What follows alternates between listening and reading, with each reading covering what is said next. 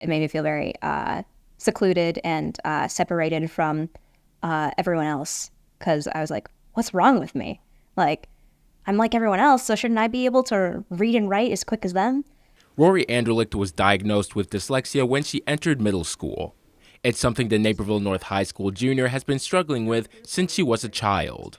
Her former tutor, Laurie Jurjovec, helped Rory through her learning challenges. Dyslexia is actually, contrary to I think what a lot of people believe, it's a brain-based difference. It's a different circuitry that's kind of set up that actually has dyslexic learners using really kind of more of the right hemisphere of the brain versus the left, which is where the language is kind of reserved for.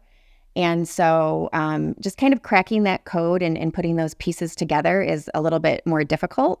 The techniques helped and in part inspired Rory to write a book about her struggles and how she pushed through them. The Reading Rory A Magical Learning Journey follows the story of a dragon named Ember who has difficulties like Rory's. I really love fantasy, and dragons were my favorite because they showed strength, courage, bravery. A lot of people think of a dragon as like this majestic creature that can do anything.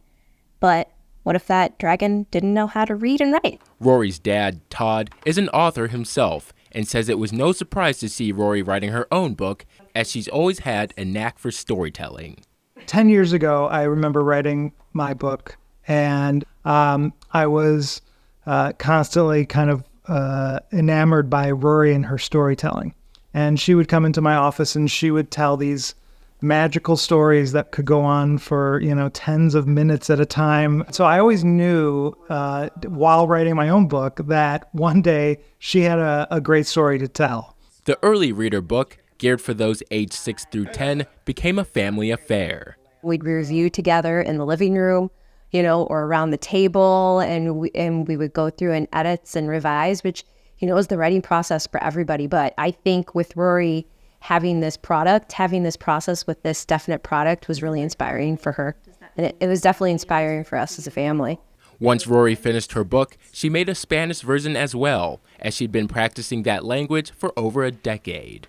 Learning disabilities aren't just in English, they're in every language. So I wanted to reach out to as many people as I possibly could. With her book and her effort, Rory hopes to be an example for others struggling with learning disabilities.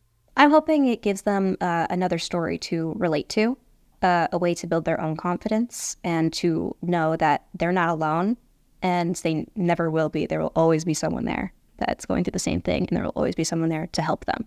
For Naperville News 17, I'm Marcel X. Francis.